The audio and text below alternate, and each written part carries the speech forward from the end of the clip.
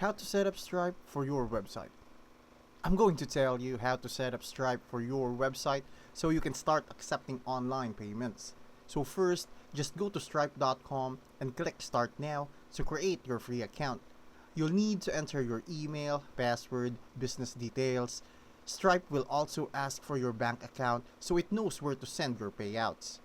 Once your account is verified, head to the dashboard. From there, click Developers and then API Keys.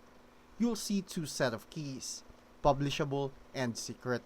The publishable key goes into your website's front end, and the secret key starts on the back end to keep transactions secure. Now, depending on your site setup, you can integrate Stripe into two main ways.